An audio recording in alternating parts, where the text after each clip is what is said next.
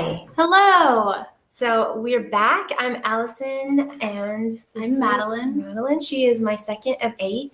I'm the mother of a bunch of Malones. We're here to talk about parenting because I find out when I'm talking about parenting, it helps me do a better job. I think about what I need to work on, what I need to do better, what was going well, what I'd like to do. It kind of gets me in shape. And I'm hoping that our discussions will do the same for you, that it'll be beneficial and that God will use it in some way in your life. So we know that right now we are talking to a lot of people during coronavirus, and we're a lot in quarantine. We're together with our families all day, every day. And to me, that's awesome. Like, I really love that. But I know not everybody's used to that. And there's a lot of struggle. Like, how do you even enjoy this time? How do you enjoy your kids? So what we're talking about right now is getting along with your kids, specifically when we're all together. But these principles should apply all the time. Mm-hmm. I think this situation just intensifies anything that's already going on. Mm-hmm. So if you have a really good family situation and you have stability, it can be a time to really work on those relationships and have fun with each other and enjoy it. But if there's anything unhealthy that's going on, that's going to be highlighted because you're together so much. Yeah, I agree. So we want to go through some of the things that are foundational, like what do you have to have working in order to get along, and then from there build on that, like more details of how you should do it well, that sort of thing. So let's start by talking about the structure of the home. Okay, tell me about the structure of the home. Thank you for asking. Really appreciate it. So we always need to keep in mind God's structure for the home. And that is that the husband is the head, the wife is the helper. So they're the authorities, they're the team that's in charge. The children are under that authority. So they need to obey their parents and the Lord. So they're not running the show. But every person in the house is a totally valuable, totally eternal, amazing creation of the Lord who is, I don't know what, I just want to make sure people don't think that some people are more important than others. They're all equally important and equally valuable. And actually the neat thing about parenting for me is to know that they're a total human the whole time from conception, but to watch that become more and more evident in more and more ways is fascinating. And I love that. So we make the comment all the time, oh my goodness, she's an entire human. And then she'll be able to do a new trick and we'll be like, oh, she's an entire human. And so I love that concept and I love to remember that. So everyone in the house is equal, very valuable, and they're standing before the Lord, but there is an authority structure there. So you have to get that set first. So once that is in place, how should we think about the specific responsibilities of the parents? So if you're talking about any responsibilities, the parents have a whole lot more. And if you're not getting along, that's mostly the parents' fault or their responsibility. It doesn't mean the parents can control that, but it does mean that most of the responsibility is on them. So what I mean by that is you can do everything perfectly and you still have a rebellious child. That's definitely a possibility. But of the list of things to do, the parents is much, much longer. So I just want to run through some of those. Parents need to teach and train their children. So they're not preventing sin, they're not ignoring sin, and they're not selfishly responding to sin. They're actually teaching and training. Can you talk about what each of those means? Sure. So do you mean teaching and training? No, I mean preventing sin, controlling. Yeah. So I could talk about that first one all day because that was something that I was very confused about. That was one of my biggest parental misconceptions is I thought it was my job to prevent you guys from doing anything wrong when they were little. So I'd be like, oh, I need to make sure that they're not tired and then that they have all the food and that they're ready and they're prepared. And then they're not really, they're thinking they're in the right. And it was exhausting. Like I can't actually do all that. They're still going to sin. Finally, I realized well into the journey, after our second child, we're pregnant with our third. Finally, somehow God showed me that it's not my job to prevent sin. It's my job to respond to it faithfully to him. So they're going to do stuff that's wrong. And I just need to know what God wants me to do in response to that, to help them learn not to help them clean it up, whatever. And when I made that change, it really changed everything. It took the pressure off of me. It didn't put the pressure on you. I mean, it might have taken some of it. It didn't really change that, but it really changed my parenting. So we do want to prepare. We want to guide, but it's not our job to prevent. Secondly, that realization is really important because it turns you from like a helicopter parent who's always controlling and always trying to foresee issues that are going to happen it creates a lot of worry and stress. And instead of that, you're a very laid back parent. You can go with the flow, roll with the punches, and know that if it's not about when your kids sin, you'll know how to respond. You don't have to constantly be catching it before it happens. That is a lot more peace. You're right. It helps me so much. I was really stressed before, and you guys are so nice. I don't know what's wrong with me. The second one is parents are not ignoring sin. That's pretty obvious. If you're just letting it go on, and telling yourself they'll grow out of it, whatever, or they're just annoying. Yeah, boys will be boys. Then you're not parenting. You're not doing your job. That's not what God is asking you to do or requiring of you. So that's not teaching. That's not training. Or selfishly responding to sin, that can easily get mixed up. Like maybe the kid is doing something wrong, but it's also annoying to you. So you respond out of annoyance. Well, that's still wrong. Like that's still totally wrong on your part. It might look like you're doing the right thing by telling them they're doing it wrong or training them to some degree, but it's actually worthless. Like the anger of man does not produce the righteousness of God. So your sin or your selfishness and you're responding to one of your children's problems through that is not your job either. And that's easy for all of us to do, and it happens frequently, but we want that to never happen. I'm thinking about Ephesians that just talks about bring them up in the discipline and instruction of the Lord. So that's what parents are supposed to do, fathers specifically, and mothers would be in on that. Secondly, I would say parents need to provide what's necessary. So we're the ones who have the jobs or, provide the food, provide the house. That's pretty obvious. Like the children don't have to do that. And they shouldn't have the responsibility and the stress of doing that if at all possible. So it's really nice if kids can be kids and not be stressed about those things. But when parents go through hard times, it's okay for them to know to a degree and pray along and see God provide.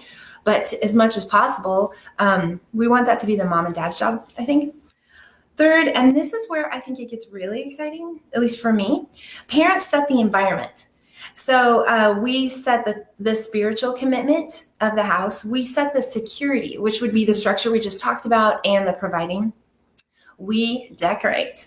We make it look, even if you live in a hut, if you put a flower in the middle of it or a candle or something, you can make your environment beautiful. I think that's really exciting. She's really fond of candles. I love them. They're alive.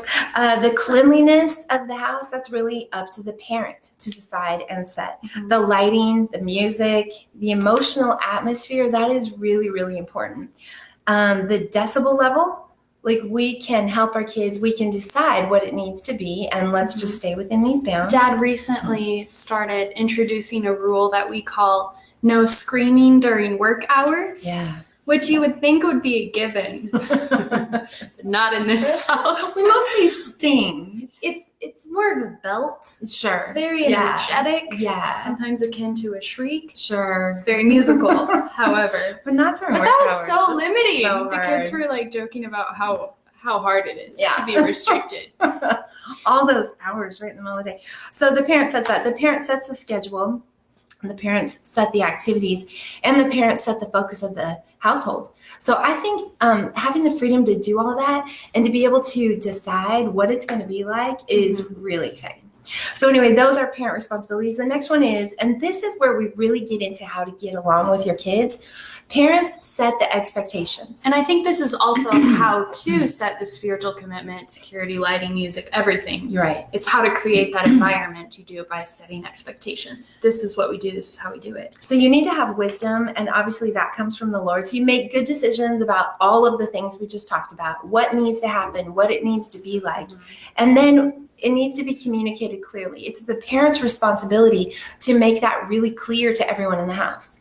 People aren't just going to pick up on whatever we're thinking or be able to read our minds and tell what we're going to think or do next. It's our job to communicate all those things really clearly. And for the most part, kids respond to that well. When you give them boundaries and they know what's expected, they'll usually want to meet those and fit in. Yeah. My mom was a teacher for a long time, public school and private school. But she did a fabulous job with kids who really, really struggled. So the ones who were getting kicked out, like the very, very fringe elements who had major serious difficult issues would come to her classroom and thrive and do amazing. Mm-hmm. And people would be like, how is that happening? It's because she just set clear expectations. She set the boundaries. She clearly communicated to them, and they felt secure in that. And they knew what they needed to do, and they were able to do it, and they did. So anyway, I've seen that in some extreme examples, but that's always true in the home. Again, none of this is a guarantee that it's going to work, but we have to start with these to be responsible before the Lord. So you said that we need to set clear expectations, not just expect the kids to figure out what you want. Right. And I think that's a habit that can carry over from a parent's relationships with peers, because you can expect certain things of your friends or even your husband, your wife. You can expect them to be looking for your needs and seeing how they can serve you. Because, I mean, that's something that adults do in relationship and in friendship. Sure. But you can't really expect that from your kids. They're not going to know what you're thinking. You're not going to be able to drop a hint and expect them to ask. You really have to be straightforward. And it's also because kids are such concrete thinkers. That's true. And they're also new to the world. They just got here not very many years ago. And it's your job to teach them. It's your job to teach them the social cues. Yeah, that's exactly right. So you set the expectations as parents. We make good decisions, hopefully. We're trying to make those. Then we communicate them clearly. We don't trick or test the kids in this process. Like, well, let's see if they figure out what I want, or let's see if they figure out what they should do. That's just mean. Like, we don't do that. And we don't want to wait to see if they'll figure it out. I think that's a lazy parenting idea. And I know about that because I've been lazy. So a lot of times something will be wrong, and it's kind of just a response to say, they'll grow out of it, or someday they'll figure that out, or whatever. But that's actually really bad parenting. I mean, you are you're the parents of this kid. You need to be on their team. You need to help them. Who else is going to be able to come in and tell this kid that? It's like body odor or something. Like, you're the only one who can really tell the kid that without crushing them.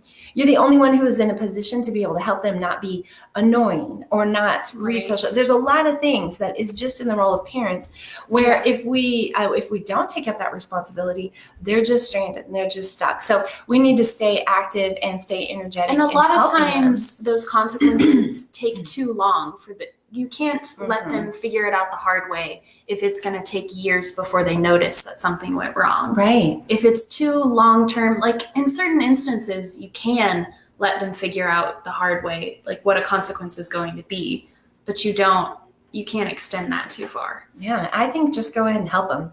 Right. I think it's more about like explaining to them, this is how the world works. If you do this, you get this.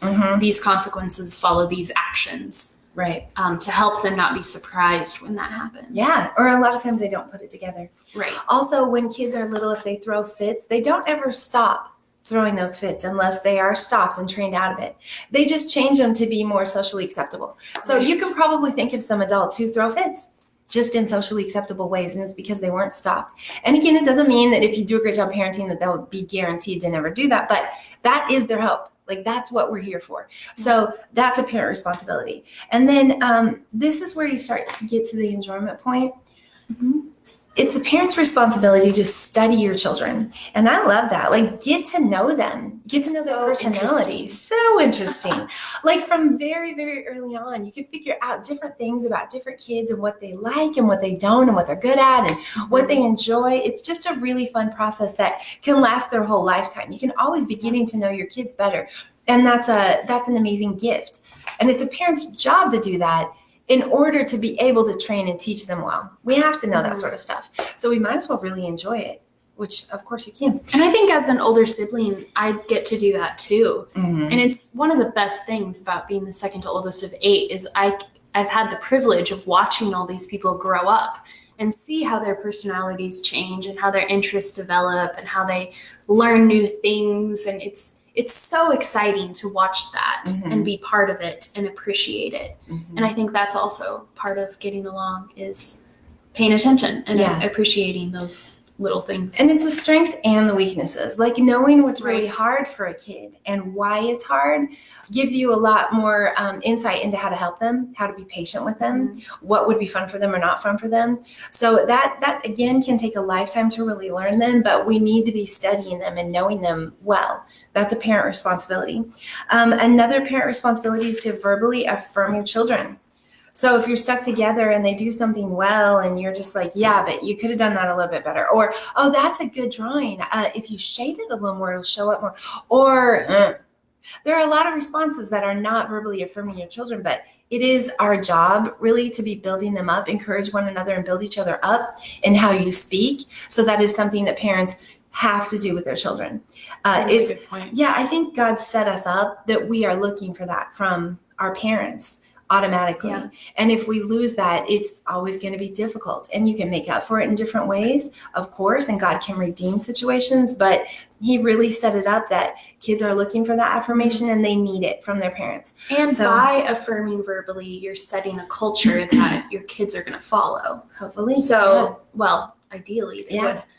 You're not going to, I don't know, if you are verbally affirmative as a parent, then you might see your kids being verbally affirmative towards each other. Yeah. Whereas if it's weird or awkward to hear a compliment or an affirmation from mom or dad, the kids are way less likely to be able to do that to each other. Mm-hmm. One of the first things that I was really attracted to with Josh was how good he was at this. He could just look right at someone and say what he actually meant and really be sincere. Genuine. He wasn't trying to pose or look cool. He was just really genuine. Yeah. Mm-hmm. And I will say that I'm not that good at affirming them verbally, but she is. Like, I think you surpassed both Dad and I. Yeah. She's very good at complimenting for real and looking for ways people are doing things well or that they're beautiful or whatever. And she's able to express that. So it doesn't always follow that the parents suddenly kids come after, but that is a parental duty. Like, that's vital. We can't ignore that one. Another one I wrote down is it's the parents' responsibility to work with and play with their children. So we can get rid of them and we can pay other people to do that for us. And sometimes that's fine, but it really needs to be, happening. Like, we need to teach the kids and train them. We need to be with them in order to be teaching them about the Lord and talking to them when we get up and when we walk along the road and when we lie down at night and everything in between. There are many opportunities and we need to be using those to love them and teach them about the Lord. That can't happen if we're not doing those things. So we want to work with them and we want to play with them. And I think especially right now, we have such an opportunity to do that. I get it all the time, but not everybody does. Yeah. So doing chores together, home improvement together, working on the yard together, making things for other people, shopping, making our own meals, cleaning our own house. All these things are ways to work together, not just school and not just work, and then play together. I think both can be very enjoyable. And I think it's not always enjoyable to work, but it really can be. And I've learned to enjoy work more and more. And we do take time as a family to do that. But then we also play together. And so that's just free time, or maybe we're tossing a Frisbee around or watching somebody juggle in amazing ways. Or maybe we're speaking in our weird op language from the Spataforas. Or maybe we are playing a game. It doesn't have to be structured. We were just talking about that. There can be a lot of ways. But you have to be with your kids in order for that to happen. And so that you need to know that up front. That's like one of the jobs of a parent. And we're talking about if you want to have a good relationship with your kids. Like, if you want to build a relationship, the best way to do that is to work with them and to play with them. Yeah. You're right. So it's not like required for every parent. Yeah, but if you want to be a good parent, you need to. Yeah, that's true. Yeah. The last one we wrote down was parents need to enjoy their children. And that would fall under, if you want to be a good parent, you want to enjoy your children. And some children might be more enjoyable than others. I don't know. But I think that I know every child was created by God, and he has given them their own personality and their own strengths and weaknesses and their own gifts. And just not only getting to know them, but actually enjoying them is a privilege and a responsibility of parents. So that would kind of be the list that's all on the parent side. Now let's talk about the list that's all on the kids' side. Okay, children need to, do you want to ask me? Math. What are the children's responsibilities? Well, children need to obey. And that's pretty much it. Yeah. Proverbs 1:8 says, "Hear, my son, your father's instruction, and forsake not your mother's teaching. Children, obey your parents and the Lord, for this is right." What's that second reference? Probably Ephesians. So that's talking about the same thing.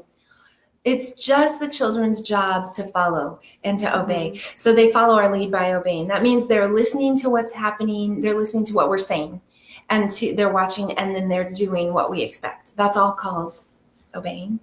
And that's pretty much it. So as you can see, the list of responsibilities in how to get along is extremely heavy on the parental side and very light on the kid side, which I think is a huge encouragement because I'm a parent.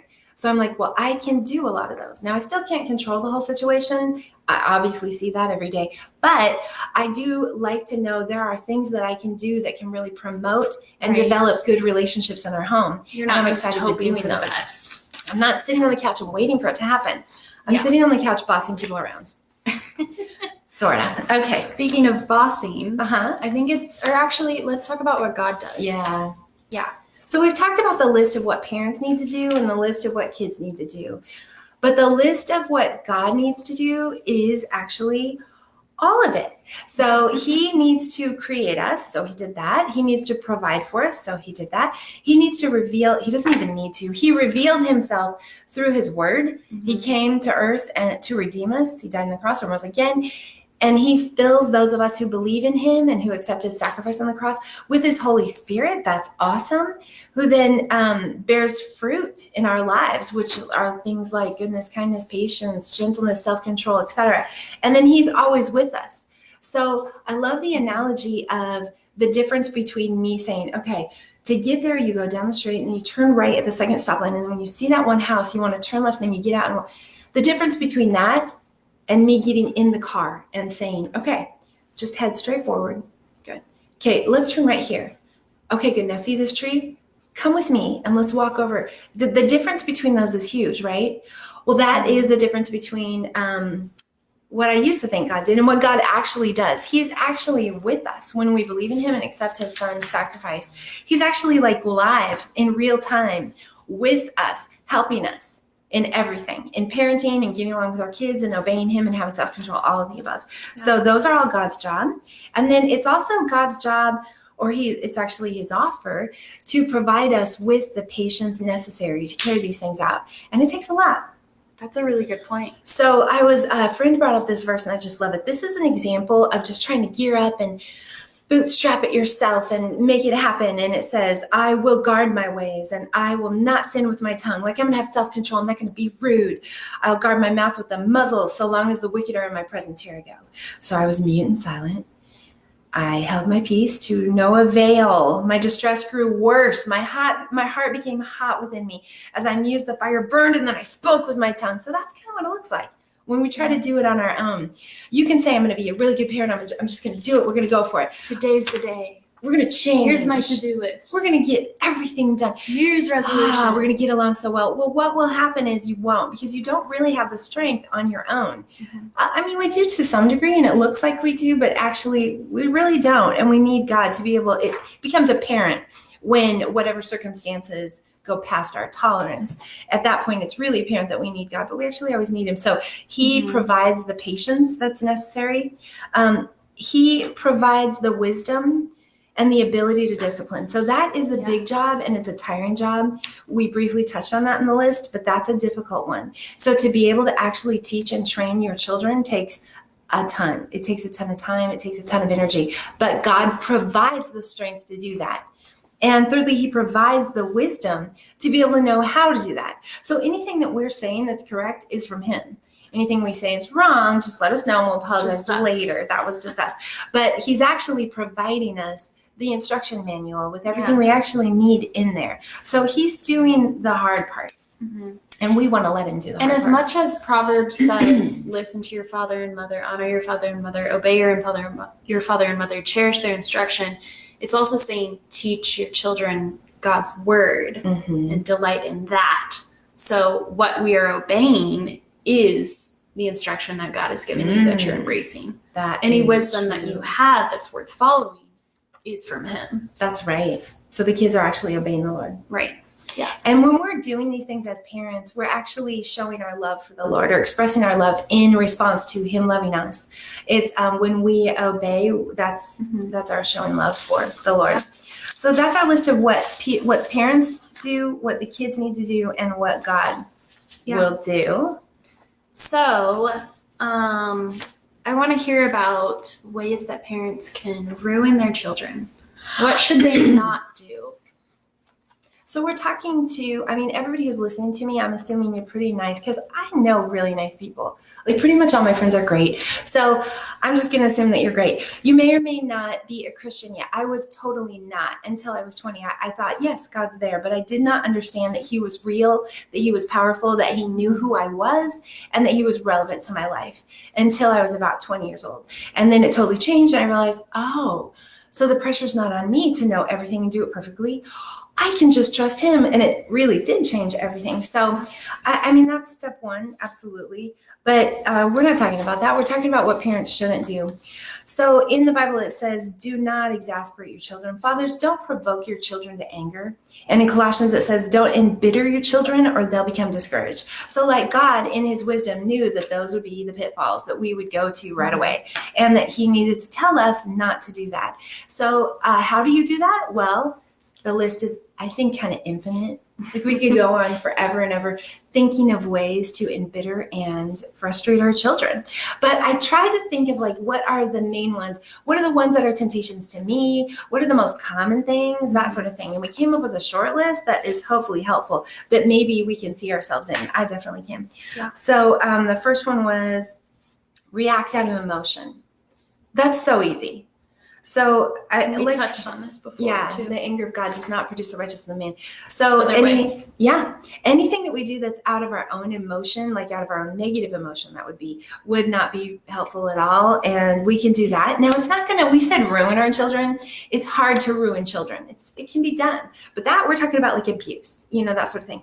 Right. Christian parents who love their children are going to have a hard time ruining them. If you are really trying, God is real and he is active, and he knows that we're not perfect, and he is there to redeem our mistakes. So I think you will make mistakes. Absolutely. But God can redeem anything. Absolutely. And it's super important to recognize when we've done something wrong and apologize. I don't really like to do that. I'm not super good at it. And I think it's because I didn't make mistakes until I was 20. So I don't have a lot of practice. Wow.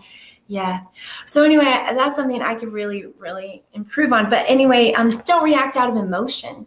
So that's not going to help right now when you're all together, and that's not going to help your children. It will be bad for them. The second one that we see a lot is to surprise kids with unstated expectations or standards. Mm-hmm. And I've done this. I've had in my mind exactly what we need to do, but I forgot to actually say words to people. And then later when it didn't happen, I was frustrated and a little bit hurt. And I was like, what's going on? And everyone's like, we didn't know what you're talking about.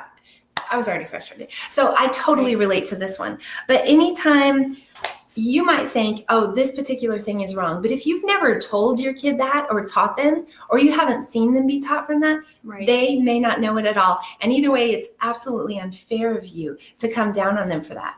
It's far more unfair to actually discipline them for that. But even to harshly correct them is really unjust. That's like ex post facto laws for grown-ups. Right. Like it's super unfair to make up a law and then punish us for something that we had done before you made it up. That's the same thing. So we don't want to do that. That's a really good way to make your kids not want to get along with you. Another one is send mixed messages by ignoring disobedience, then flip and freak out. So that one is super, super common. Like the kid, Mom, I said no. And so the parents having a conversation, the kid starting to freak out and being rude and doing things the kid has been taught over and over not to do. The kid continues. Finally, the parent stops her conversation with someone else, turns and says, okay, what did you say? So what just happened there? Well, it's not the flip and freak out part, but it was ignore sin. And then actually in that instance, we rewarded it. But it would also be horrible to ignore, and then turn around, stop. Like, what in the world? Like that's super, super harsh. So we need to not ignore the sin and then respond later. That's just unfair and it's confusing to the kid. Another one is to be super controlling. So our job as parents is to guide and then respond in obedience to God. But it's not our job to control every single thing that the kid does and doesn't do and make rules for them. You were talking about that like with growing up and having rules instead of teaching. Yeah. So you don't want to be having a child who's old enough to really start to understand and learn about an issue, but not teach them what's going on. So you just get them in trouble and they say, okay, yes, ma'am. But now why do we do that? Because I said so. Okay, that's actually, let's talk about that for a second. Yeah. So if a kid is not obeying and they're like, but why? And they're in a rebellious attitude, then that is not the time to teach them, obviously. We don't want to reward that behavior with attention and with time with the parent. But if they are obeying and they're ready to obey, but they do not understand why, and they're old enough to understand why, we absolutely should be talking to them about it. Mm-hmm. And so we have to watch. I was thinking the other day, how in the world do we keep up with that? Like, how old is the kid now? How much should I be training versus teaching? But it's actually not that hard at all. Especially because they start asking. Well, you go with how much they know, like how not how smart they are, but how much they have developed at that point. And that's pretty obvious. So if you can speak English now, back to me, then I can give you a sentence too that you can understand. Or if now you're old enough to really have a little discussion, I can have a discussion with you about it. So anyway, it just kind of follows the kids. I think also we initiate a lot of those conversations because kids naturally want to press the boundaries and test them and see what they can and can't do. They're also wondering, why is it like this? Mm-hmm. Why do we do this, but our friends do this? Why can't I do this, but my friend is allowed to do this? Right. So when your kid asks you those questions, to always shut it down would be missing an opportunity to teach. Whereas if you respond and recognize that they're not asking out of rebellion, but they actually want to learn, that's an opportunity to teach. Right. And if we shirk that responsibility and never teach and just say, just because I said so, until they're like out of the house, then we've fixed. It's terrifying. Yeah. Don't ever do that. It's the easiest way to just destroy someone's life. Well, almost. Yeah. So close. Yeah, you can. So again, we're trying to talk about getting along with your kids right now. So we have a few more. Yeah. What did I say? So react out of emotion. That'll be bad. You will not get along. Surprise them with unexpected standards. Don't do that. You won't get along. Send mixed messages by ignoring disobedience and then flipping out or rewarding it. Don't do that. You won't get along. Another one's be super controlling. Don't do that. You won't get along. Another one, continuously surprise people with new responsibilities. So this is kind of easy for a high energy mom, and I've done this too. Like we're on one particular road and maybe it's just free time or maybe we're reading and then I say, okay, now we're all going to clean out the garage. You go get 4 boxes and you get the broom. Okay, so that can be fun. But if that continually happens and every time they're around me, I'm coming up with new chores all of a sudden and new standards and expectations, or not new standards, new ideas and goals or new, basically chores. That can be really discouraging. It's about like how long the to-do list is and whether or not it's been set out beforehand. Mm-hmm. So we talked about communicating expectations. It's the same kind of concept. The expectation is you do your school, you do your assigned chores, and then you just enjoy life. You enjoy what God has given you. You do fun things. You have some downtime. You have quiet time, whatever. Mm-hmm. But if you're always like adding on extra things, then it can be like a rude surprise to someone who's rightfully enjoying themselves. Because God wants us to be able to work, and he wants us to delight in that and enjoy it and do it and be disciplined. And we tend to focus so much on that we don't think about how he also wanted us to eat, drink, and be merry and enjoy life. Yeah. So you need to do both. Yeah. And so I think that would be also, like you're saying, that would be not making the expectations clear or consistent. Like, surprise, I'm changing And also, like, when you do turn on that we need to get things done mode, she's very good at directing. She knows what needs to happen and she can assign it to people. My finger gets exhausted from pointing.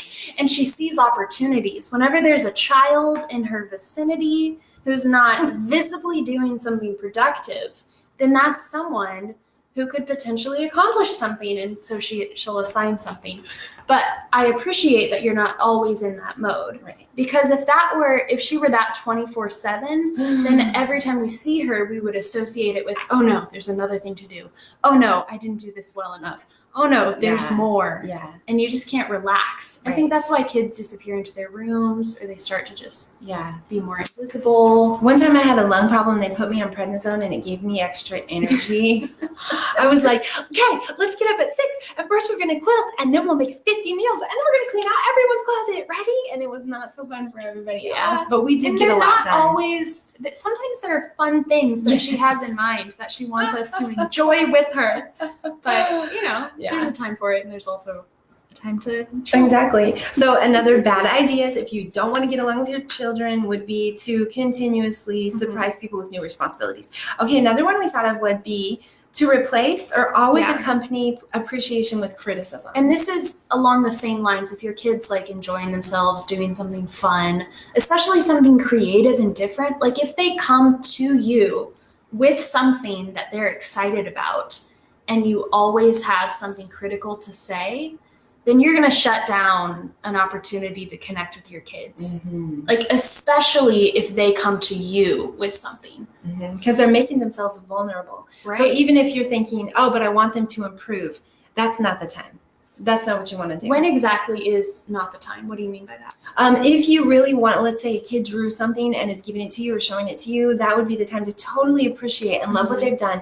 Again, they're vulnerable with whatever they've created. So you want to affirm the good things that they're doing and how they're trying. If you are really concerned that those stick figures are unbalanced and need to develop with shading, then later you can do an art class and talk about it starting up, but you wouldn't pull that same drawing out and say, now this was good, but we move on. So, I mean, you can help your kids and you can help them get better at things, but when they're asking you to appreciate, it would not be the time. And I think it helps to differentiate between your roles at different times, because I'm an art teacher and I'm a piano teacher and I actually teach my own siblings. And I was talking to one of my friends about this and she asked me like how often I'm affirming and how often I'm critiquing, because if I live with my students and they come to me excitedly all the time with their artistic pursuits and with their dance, then I need to differentiate when I'm teaching and when I'm just being a sister. Because my job as a teacher is to say, that's excellent, I love it, let's work on the shading here. But my job as a sister is just to appreciate. Right. And if I let that critique be too consistent, then they'll stop coming to me with things they're excited about because it's discouraging. Right. So you have the same issue where you're both a mother and a teacher. Right. So there's a time to teach and there's a time to just enjoy your kids. Right. And you don't have a responsibility to teach them how to do excellent stick figures. Right. You can just put that on the fridge and be proud of it. Yes. You do have the responsibility to critique when it's a sin issue. So I think it's helpful to differentiate. That was good. Thanks. So can you repeat that one more time before we go on? We don't have a responsibility to always improve their skills, but we do have a responsibility to always address their sin. Yeah. Is that what you said? That's what I said. That was super good. Right. Okay, so what was that one? Okay. Accompanying appreciation with criticism. Yeah, that's another way to really not get along with your kids. Another way to not get along with your kids would be to unnecessarily withholding reason, because I said so. Yeah, we talked about that, like not teaching them when it's time to teach. That's frustrating. You're not going to get along with them then. And the last one we wrote down would be to punish them passive aggressively instead of it clearly addressing the issue. So I've seen that with other adults, and I mean, I'm pretty passive aggressive and I'm pretty good at it. And this isn't just parents and like kids. Like you see this happen in adult friendships too. But it can happen with parents, and I've heard of it. Yeah. So for a parent to just be lazy and to passively aggressively try to manipulate their kid into doing something they want is just super dysfunctional, and you're not going to get along with your kid. So it's our job to directly address what we feel like is a problem and then help clearly. Be really clear about it. So those are some ideas to avoid, and that's creating tension and that's creating problems in our relationship. So I wouldn't do those things. Great. Thank you. Yeah. So why don't you give us a few examples of what it might look like to have structure in place to facilitate an activity without falling into some of these pitfalls. Okay, that's really good. So I'm thinking that here's what it would look like to get somebody up in the morning on one of these days. Okay. Now today we're going to work hard on our school until noon, and I'm talking quietly because it's morning and there's a proverb that says you should do that. We're going to work really hard on our school and our work until lunchtime. And then after we clean up lunch, we're going to go for a bike ride. Okay. So I want you to work a little bit faster today than you usually do. We're still going to do recess and we'll go outside and run and scream, but we're going to be quiet while I'm on the phone. Okay. And then you have set the tone for the day. So now everybody knows that the morning is going to be more focused and a little bit quieter with the exception of recess. And then afternoon is where we're going to be able to spend our energy and be outside. Without that, maybe the kid's frustrated. They don't know a bike ride is coming up and they're sick of doing what they're doing, or maybe they just feel energetic. But if they know what's going on and they know they will be able to go, it just helps them. And they have a goal that they can work for. So that would be one. Another one was, and this will apply when we can go to stores, but this was an old standby. Okay, how do we act when we go in a store? And then we answer. They say we talk quietly. Right, because we don't want to bother and really annoy the people around us. Good, because it's not our house, it's a store. And where do we go in the store? We stay right by mom. Right, because I need to see you and we need to work together. And also there are some bad people in the world, so we just need to be aware it's not safe. Okay, are we ready? And then we go to the store and nobody screams. It doesn't mean everybody does the right thing every time, but it would be unfair for me to just expect them to figure out how I wanted them to act in the store and then get frustrated with them if they didn't. It would be far worse if I actually disciplined them for not doing what I mentally thought they should, and I never told them. So I try to make a practice of talking about what I expect, even in the very simple things. And it's not just going to the store. Like every time we would get in the car on our way to a new activity, we would talk about the expectations. And I think that really helps because not only is it clear, so you're not surprising them with discipline or with rules, you're also giving them the best chance they have of really honoring God in the situation. Because if you're thinking of something as you walk into it, then you're going to be aware. If it's not brought to your attention, you might miss an opportunity to really be a good witness. Right. That's exactly right. Do you right. want to tell the story of Amy in the, where were we? Supreme Court? Oh, in the Senate committee hearing? Yeah, then. But I wasn't there, but it was a great story. I didn't do that then. Yeah, but after years of training, Amy learned. And so Amy really understood well how to behave. Like she had learned what was expected of her generally in public. So also specifically in situations like church or weddings where we have to sit still and be quiet, you communicated those expectations and why we need to be quiet and respectful and what that looks like. And we practiced for years. Yeah. On the way to everything. So we went to a Senate committee hearing that our dad was going to be speaking at, but instead he went with other big kids and he had a friend go. And it's big and stressful. And we stood in line for 2.5 hours in the hall. Finally, they let one person in at a time. So I left Amy outside with our great friends and I got the one seat and I ran up there. And then I realized there was a place right beside me. So in the 2 seconds, I got her, just set her down. So I'm not thinking about what does she need to be doing or what is happening or how she should behave. I'm like, we just got into this committee hearing. And the guys who were speaking were like directly in front of me. So they have like the Senate up high and then they have the tables. And Amy is 9 years old. 9 years old. So I'm focusing and I'm listening to this speaker whose back of his ear I'm staring at, and then the back of this guy's head, and I'm listening and I'm listening. What I do not realize is that the lights and the cameras are directly on Amy and the speakers the entire time. So for the whole entire hearing, which was hours long, she was on camera. Like on direct line of sight. C-SPAN. And so I am completely unaware of this, which is a blessing because of the background, not because I did anything right at this point at all. So it was time for a recess, and Senator Tillis stands up and he says, okay, we're going to take a break now from the committee hearing, but before we do, we all need to recognize the behavior of the young lady in the front row. And he had her stand up and he gave her presents that he had sent his helper, staffer out to go get to hand to her. He did a presentation and the whole room broke out in applause, which is actually illegal. Because I said, Amy, how are you sitting later? And she said, well, I did this and then this. And I said, well, that's pretty good. It's pretty good. So she's a little lobbyist, getting the attention of people in powerful places. It was really great. But that's an example of me not doing that. But it's an example of hopefully she had learned from before, and she just did a great job. She understood what to do. So back to the how should we act at the store example, I think it's worth pointing out that this is a really unique opportunity to teach kids not only expectations, but how to not be annoying. That is so huge. And we're going to talk about that for one whole one later. So the thing is, and again, how do I be brief about this? I noticed that some really, really selfish parents, and I'm talking about people who have rejected God and don't love him and also are admittedly selfish, who told me, well, it's because I'm selfish. They had some kids that were so great. And I was like, how are your kids so great? And one of them said, well, because I'm selfish, so he's not the center of the world. And I was like, oh, wow. Okay, but the thing is, and I don't think it went well after that as well, but the thing is that God did use that. And the fact that he wasn't the center of the world really was a blessing to him. So really bad parents and really good parents can accidentally make the child the center of the world, and that's really not good for them in any way. So anyway, as far as the annoying thing, when she was annoyed with him, she would say, stop doing that, it's annoying.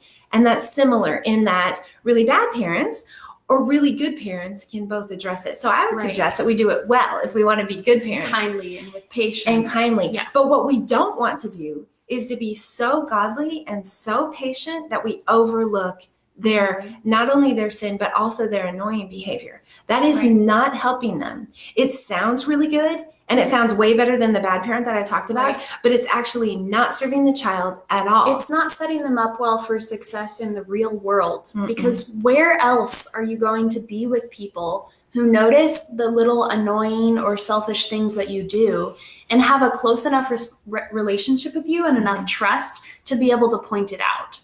And there's a wide range of things this could apply to. Sin issues for sure, but things that irritate people for sure, things that are gross to people for sure. Yes. And you're just not going to get that kind of feedback from friends or strangers. It would just be hurtful. Yes, you're going to be in contact with so many people. And of all of the people that you might annoy or offend or gross out or be rude to, your parents are pretty much the only ones who are in such a good position to be able to point things out. Lovingly, and depending on what's going on, you would respond differently. So if it's a sin issue that they don't know about, it's time to teach right now and set the boundary. If it's a sin issue that they do know about, then it's time to discipline and give them a consequence. If it's something annoying, it's never the time to shame a kid. So if it's something annoying, it would be, okay, now I need to talk to you about that. So we didn't talk about this before, but you actually really can't touch your nose, the inside of your nose, unless you're in the bathroom with the door closed. Yeah, that's really important. So it's fine if you need to do that, but let's go in here to the bathroom and then we'll shut the door and you can blow your nose or do whatever you need to. Then I need you to wash your hands so no germs are on it at all. Then you can come back out, okay? Then, you got to do that. And so that would be also, so you're tapping your pencil like that, and that can just be something we're not aware of, and maybe we have extra energy. But I just want to let you know that makes a sound that everybody else hears too. So let's make sure that you only do that if maybe it's just you, or if there's enough sound in the room, nobody can notice, because it's probably something that would bother people, okay? So it's not like, stop it, or it's not like, something horrible, but you're actually helping them and you need to help them. So that's a super good one. Where are we?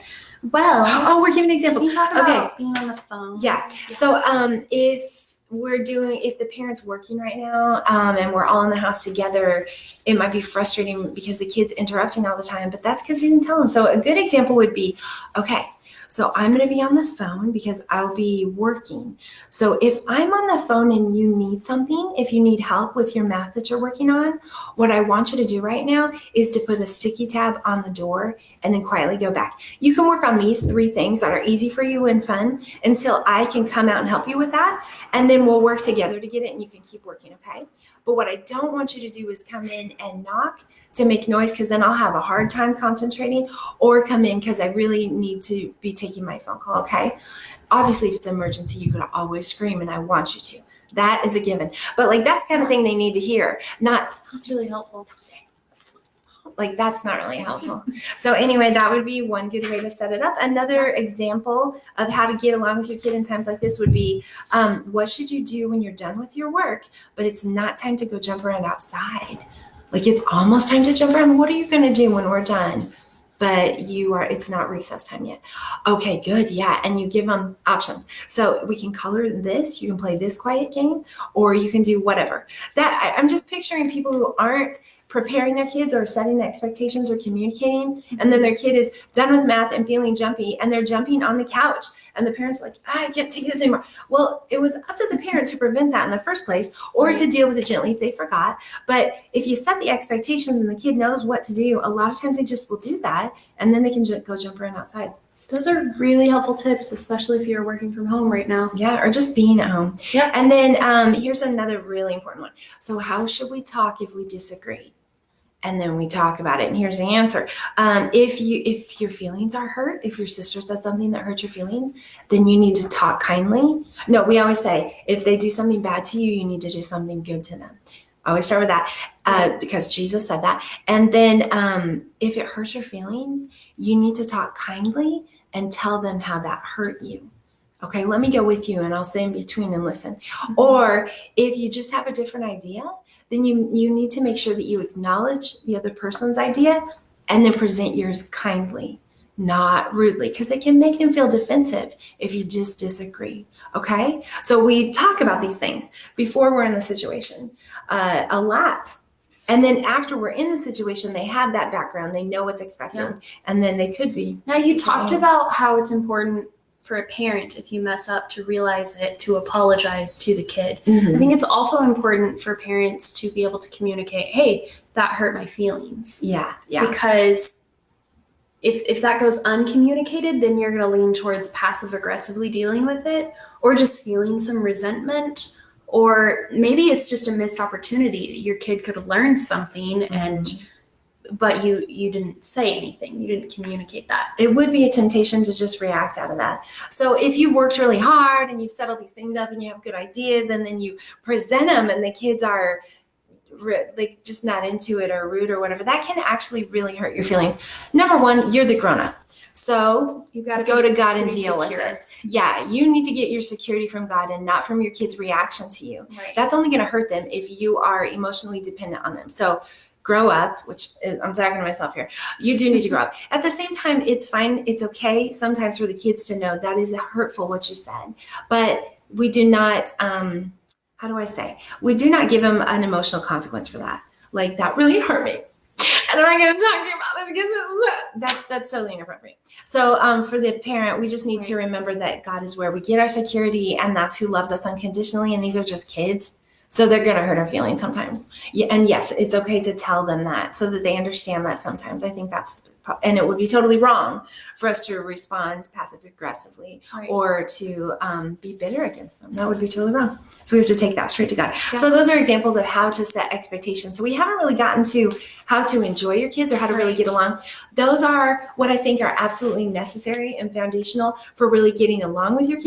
Yeah. But then how do you really enjoy them? So we covered how to deal with sin, and we've obviously talked about that before. Mm-hmm. We covered how to deal with annoyance. But if your kids aren't disobeying and they aren't being annoying, enjoying them is pretty much the only other option. Mm-hmm. It's great. So I don't know that we need to give super detailed instruction, because whatever you do in a house that is stable, where responsibilities are understood and dealt with, anything can be fun and team building mm-hmm. and enjoyable. So what are some of your favorite ways to enjoy your family? Well, I mentioned this before, but I love to see them do things that they love and grow in them.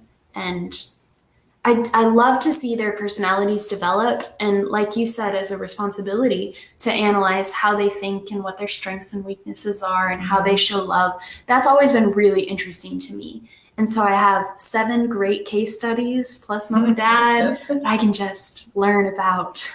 It's super fun. But I also, I love it when we're all kind of together, maybe not all doing the same thing, but just all being ourselves. Mm-hmm. It's really interesting to observe a conversation between a bunch of Malones mm-hmm. and just see their personalities come out in distinct and hilarious ways over the course of the conversation.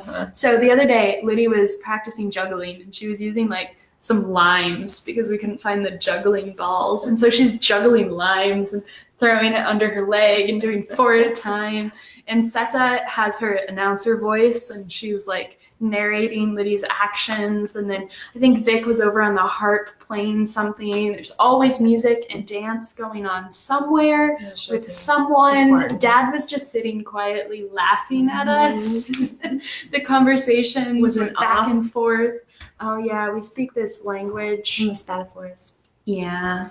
Anyway, I love it when we're all doing something creative and entertaining and just seeing the interactions between siblings. One of the kids wrote down on a college application, they say, what do you enjoy in your free time? And she wrote down, hanging out with my family in the kitchen. And actually, that really is a great So thing. true. We just kind of love to hang around in the kitchen or really any other room too. Yeah, food is great. Food is nice, but just being around, like just Yeah. standing and hanging around can be really fun. I think anytime that there's a shared enjoyment for something. Like I love doing music with Liddy. We both love music, and when we get together and do it together, it's so fun. So if there's something that you enjoy that your kids also enjoy, that's a great option. Yeah. I mean, some families love reading out loud. I think most do. It depends on the book.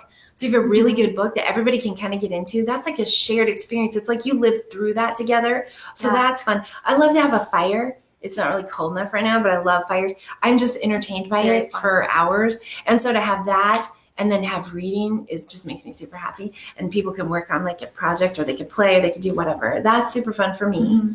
There's obvious things Sometimes that we do like game nights. One time we did what was it? A Dutch Blitz tournament. Oh yeah. I won. It was not to brag, really tough competition. I beat her. So, she got like second. Yeah, I did. So that was one where the whole family was doing the same activity together. Yeah. And I think it's a little harder to find an activity that everyone is going to enjoy.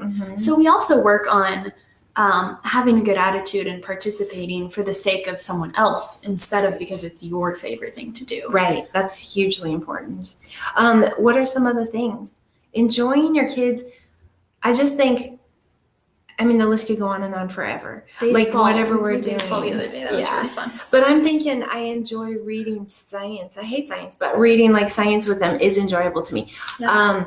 Fixing dinner with them is enjoyable to me. Cleaning up dinner is even enjoyable with my kids. I mean, all those things can be, unless we're in bad moods and somebody's sinning and they ruin it all. But really, I think getting along and enjoying each other is possible in most realms when all of the structure's in place and the kids have to agree. Like if they're just going to completely be in rebellion, then that will not be a situation when everyone's getting along. But make every effort to keep the unity of the Spirit through the bond of peace. Yeah. That's what we need to do. So I hope that's helpful to somebody, to all of you guys who are listening. It is always so fun, like I said, to talk about parenting and to think that we're talking to you. I love that.